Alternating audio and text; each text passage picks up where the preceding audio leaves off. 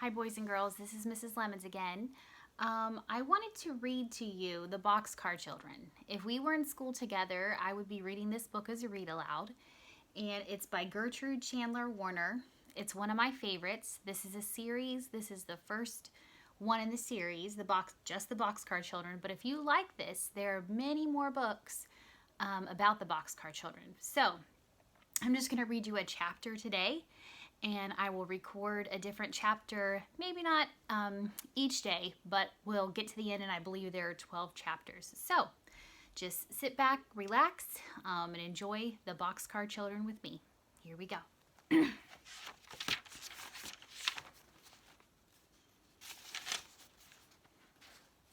And this is an older series too. Your moms and dads have probably read this too, or had it read to them. The Four Hungry Children. There's a few pictures, but mostly it's just a chapter book. Here we go. One warm night, 4 children stood in front of a bakery. No one knew them. No one knew where they had come from.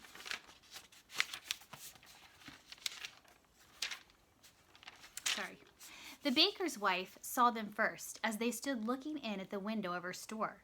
The little boy was looking at the cakes. The big boy was looking at the loaves of bread. And the 2 girls were looking at the cookies. Now the baker's wife did not like children. She did not like boys at all. So she came to the front of the bakery and listened, looking very cross. Now if someone's very cross, they're pretty mad. The cake is good, Jessie, the little boy said. He was about 5 years old. Yes, Benny, said the big girl, but bread is better for you, isn't it, Henry? Oh, yes, said Henry. We must have some bread, and cake is not good for Benny and Violet. I like bread best anyway, said Violet. She was about 10 years old, and she had pretty brown hair and brown eyes. That is just like you, Violet, said Henry, smiling at her. Let's go into the bakery. Maybe they will let us stay here for the night. The baker's wife looked at them as they came in. I want 3 loaves of bread, please, said Jessie. She smiled politely at the woman, but the woman did not smile. She looked at Henry, and he put his hand in his pocket for the money. She looked cross, but she sold him the bread. Jessie was looking around too, and she saw a long red bench under each window of the bakery. The benches had flat red pillows on them. Will you let us stay here for the night? Jessie asked.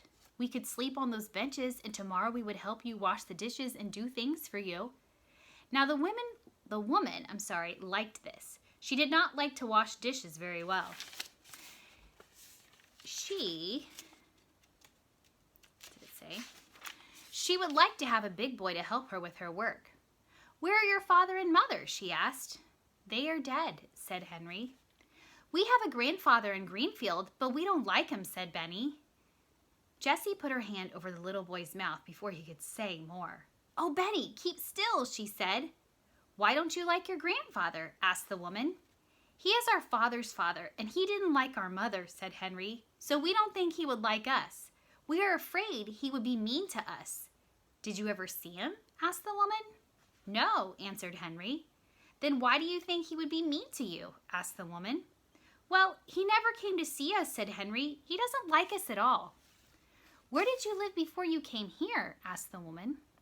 But not one of the 4 children would tell her. We'll get along all right, said Jessie. We want to stay here for only one night. You may stay here tonight, said the woman at last, and tomorrow we'll see what we can do. Henry thanked her politely. We're all pretty tired and hungry, he said. The children sat down on the floor. Henry cut one of the loaves of bread into 4 pieces with his knife, and the children began to eat. Delicious, said Henry. Well, I never, said the woman. She went into the next room and shut the door. I'm glad she's gone, remarked Benny, eating. She doesn't like us. Shh, Benny, said Jessie. She's good to let us sleep here. After supper, the children lay down on their red benches, and Violet and Benny soon went to sleep. There's Benny asleep. But Jessie and Henry could hear the woman talking to the baker. She said, I'll keep the 3 older children. They can help me. But the little boy must go to the children's home. He's too little. I cannot take care of him. The baker answered, Very well. Tomorrow I'll take the little boy to the children's home. We'll keep the others for a while, but we must make them tell us who their grandfather is. Jessie and Henry waited until the baker and his wife had gone to bed. Then they sat up in the dark. "Oh, Henry," whispered Jessie, "let's run away from here." "Yes, indeed," said Henry. "We'll never let Benny go to a children's home. Never, never. We must be far away by morning, or they will find us. But we must not leave any of our things here." Jessie sat still, thinking. "Our clothes and a cake of soap and towels are in the big laundry bag," she said. "Violet has her little work bag, and we have 2 loaves of bread left. Have you your knife and the money?" "Yes," said Henry. "I have almost $4. "You must carry Benny," said Jessie. "He will cry if we wake him, but I'll wake Violet." "Shh, Violet, come. We're gonna run away again. If we don't run away, the baker will take Benny to the children's home in the morning." The little girl woke up at once. She sat up and rolled off the bench. She did not make any noise. "What shall I do?" she whispered softly. "Carry this," said Jessie. She gave her the work bag. Jessie put the 2 loaves of bread into the laundry bag, and then she looked around the room. "All right," she said to Henry. "Take Benny now." Henry took Benny in his arms and carried him to the door of the bakery. Jessie took the laundry bag and opened the door very softly. All the children went out quietly. They did not say a word. Jessie shut the door, and then they all listened. Everything was very quiet. So the 4 children went down the street. That's the last page of that chapter. The next chapter is called Night is Turned into Day.